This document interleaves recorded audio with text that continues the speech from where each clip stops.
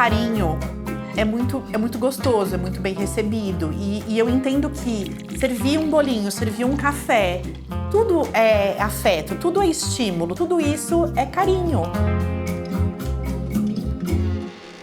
Quando a gente desenvolve a casa de alguém, a gente também faz com muito carinho. Então isso tem que estar em todos os lugares, não só no dia que a gente vai recepcionar ele para conhecer o escritório, mas como em todo o processo, né? Na escuta, no acolhimento, nas necessidades, enfim, em tudo, no processo como um todo, até o dia que a gente entrega a flor no vaso da casa dele.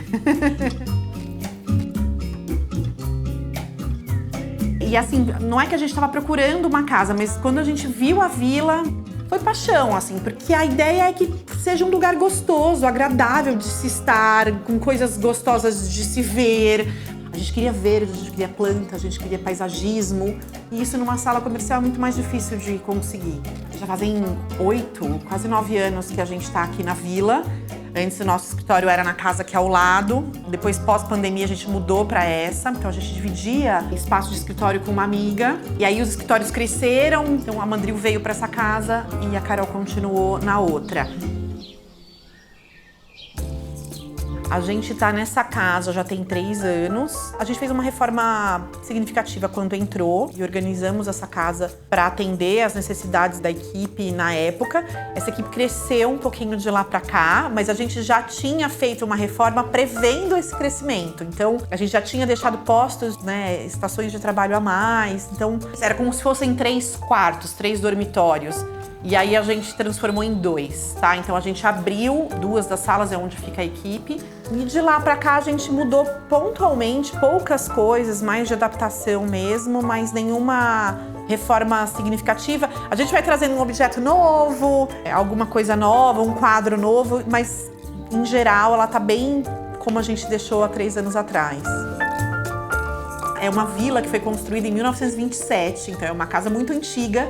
Obviamente, ela já passou por algumas reformas, já tiveram outros estabelecimentos comerciais funcionando nela, mas a gente tentou manter o ladrilho hidráulico original da casa, que tá bem na entrada. A gente tentou manter um pouco do que já existia e trabalhou só paisagismo e marcenaria. Reformamos a copa, que estava bem antiguinha também. Então a gente deu uma mexida, mas não muito, assim, a gente quis manter mesmo a essência da casa.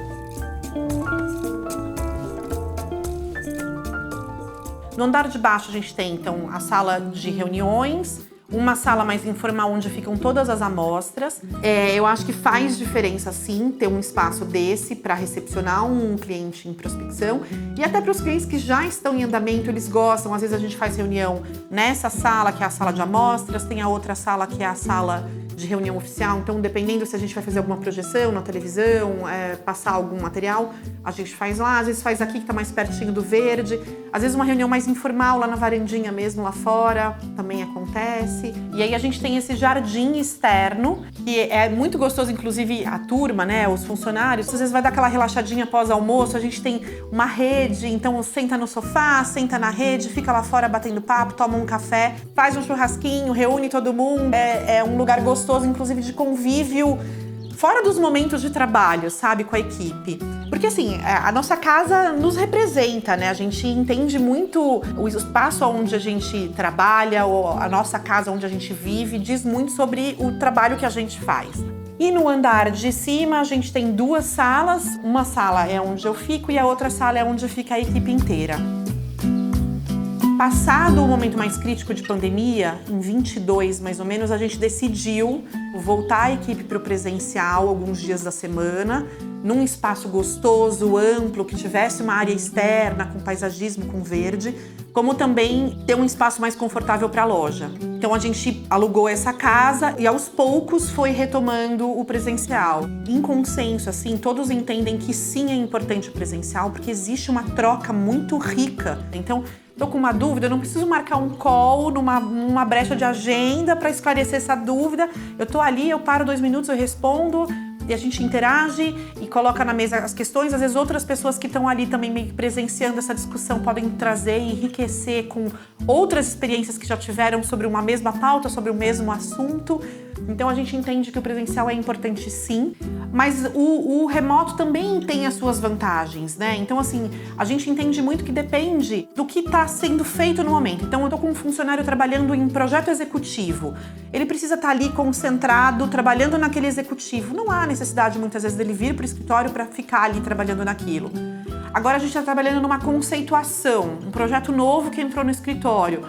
Tem uma troca do tipo, o que você acha se eu botar essa mesa com tampo em pedra? E, ai, putz, pedra ficou pesado, e se a gente trocasse por uma madeira? Então, toda a criação ela é feita meio que em conjunto, não é uma única pessoa criando, não sou eu sozinha, não é a equipe sozinha, é um conjunto de todo mundo ali, olhando, dando um palpite, dando uma opinião, acrescentando algo. Então, nesse momento presencial é fundamental, é muito difícil fazer isso remotamente.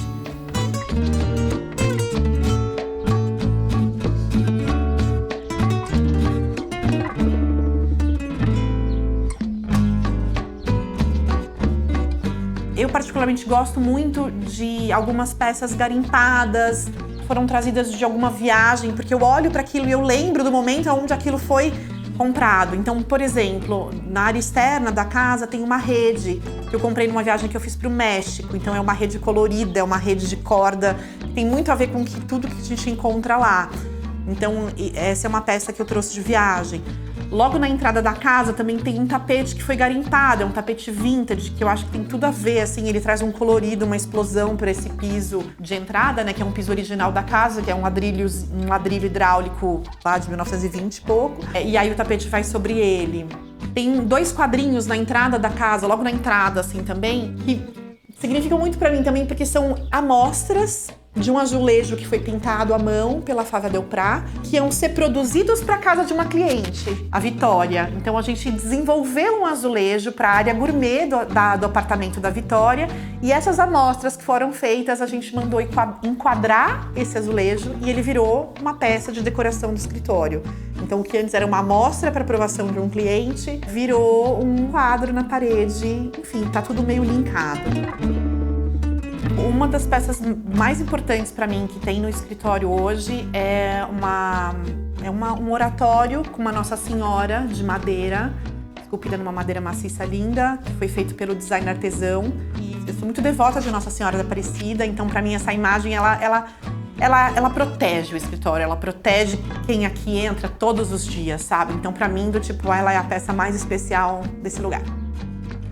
Nossa, me emocionei até.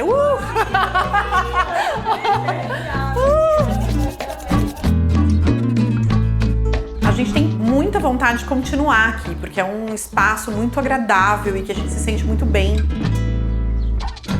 Arquiteto gosta sempre de mexer um pouquinho aqui, um pouquinho ali, aí traz uma peça nova, então a casa é muito fluida e as coisas vão acontecendo, acho que de forma natural, coisas novas vão entrando, outras vão saindo, como tudo na vida, né?